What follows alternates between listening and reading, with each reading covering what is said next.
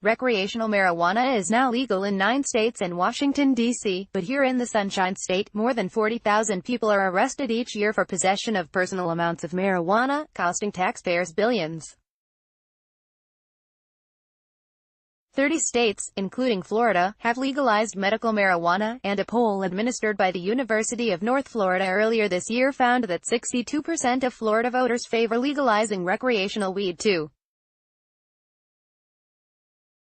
But not all Florida politicians are as progressive as their constituents. If you're looking for those who will legalize pot, here's a list of the candidates up for election next week who will fight for your right to light up. Florida governor's race. Tallahassee Mayor Andrew Gillum is a progressive who has earned the endorsement of Vermont Senator Bernie Sanders. When it comes to marijuana, the Democratic gubernatorial candidate says, legalize it. Tax it. Use the revenue to fix Florida's public schools and move us up from 29th in the nation to. As for medical marijuana, DeSantis is supportive, if unenthusiastic, telling WPLG 10 News earlier this year that he will implement the will of the voters. They passed medical marijuana. Congressional candidates Charlie Crist, endorsed by the Florida chapter of NORML, National Organization for the Reform of Marijuana Laws, brought a medical marijuana patient and advocate as his State of the Union guest this year. The St. Petersburg-based Democrat and former governor currently represents Florida's District 13 and has taken U.S. Attorney General Jeff Sessions to task on several occasions for his old-fashioned stance on pot. Crist has a good track record of voting in favor of marijuana reform. Believe it or not, Republican Congressman Carlos Curbelo is also endorsed by NORML. He has stated time and again that he believes legally operated, licensed marijuana businesses should be supported, and has introduced legislation to do so. As I've said before in this chamber, Mr. Speaker, the congressional rep for Florida's District 26 said in April this year, the best ally that illegal operators like drug cartels and drug traffickers have, who do not pay any taxes, who target children, who have no safety standards for their products, are the policies that the Attorney General has embraced. Democrat Darren Soto, the incumbent in District 9 in Central Florida, has a good track record of sponsoring legislation legalizing medical marijuana and ending the federal prohibition on pot. Floridians have spoken. It's now time for the federal government to recognize the well-known medical benefits of marijuana, Soto said in April last year. Yvonne Hayes Henson, a Democrat, is running for Congress in North Florida's District 3. She says we should decriminalize and legalize the use of cannabis for citizens over 21 years of age and regulate it like alcohol. Jocelyn Berrios is running as a Democrat against incumbent John Rutherford to represent Florida's District 4, which includes most of Jacksonville. When asked what her top 3 priorities are, Berrios told Ballotpedia, serve we the people, instead of corporations, the super-rich, and the NRA. Medicare for all. Single-payer healthcare. Pro-choice. Lessen income inequality by increasing wages and strengthening unions. Free college education. Legalize marijuana. Sanjay Patel, a Democrat battling Rep. Bill Posey to represent Florida's District 8, says he supports legalizing and taxing marijuana. Myra Jolie, the independent candidate running against Maria Elvira Salazar and Donna Shalala for Florida's District 27, supports federal decriminalization of marijuana.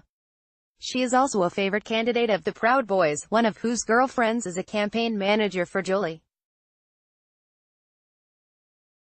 Shalala also supports medical marijuana and decriminalization, but Jolie goes a step further by supporting the legalization, regulation, and taxation of pot. State races. The incumbent for State House District 49, near Orlando, Democrat Carlos Smith, says he favors comprehensive pot policy reform at both the state and federal level. Smith, who identifies as LGBTQ Latinx, said the Pulse nightclub tragedy drew his attention to mental health care and the use of marijuana as a therapeutic alternative to prescription medication for treating PTSD symptoms. He has since set his sights on fully decriminalizing marijuana and has introduced legislation to do so. Recreational use of marijuana is good for the economy, state and local tax revenue, good for our criminal justice system, and good for our personal freedoms, said Audrey Asciutto, Democratic candidate for State House District 55 north of Lake Okeechobee. It is no secret that Florida's current marijuana laws are outdated. Ocala Democrat Bernard Parker, a candidate for State House District 22, said he is in favor of making recreational marijuana legal. Then I would like to tax it and devote that money to education. I would support legalization of recreational marijuana, said attorney Tina Scott Polsky, the Democratic candidate for State House District 81 in western Palm Beach County.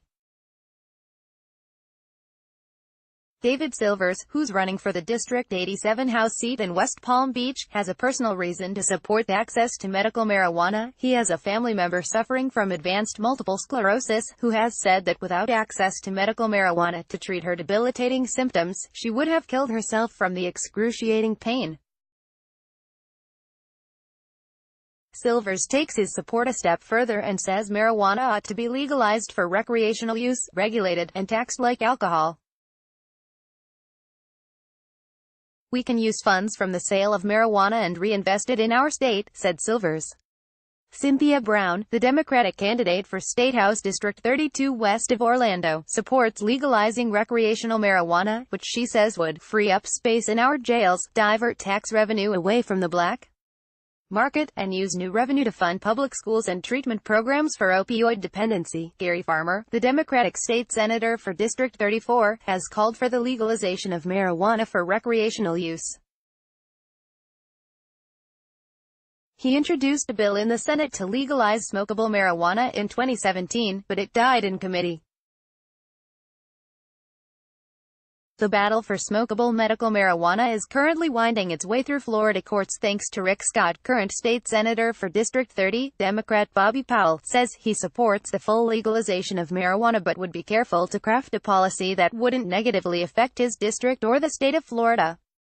Libertarian candidate Joanna Liberty Tavares is running against Democrat Billy Bussard and incumbent Republican Aaron Bean for a seat in Florida's State Senate District 4. She supports legalizing marijuana and says it would create a new funding stream for public schools and law enforcement. Other races, the time has come for full legalization of marijuana, said Sean Shaw, Democratic representative for Tampa's State House District 61 who is now running for state attorney general. We ought to tax it, regulate it, and have a revenue stream for the state. Shaw is up against Republican Ashley Moody, who takes a tough-on-crime stance, while Shaw believes the Attorney General position should focus on social justice, fairness, and enforcing the Constitution.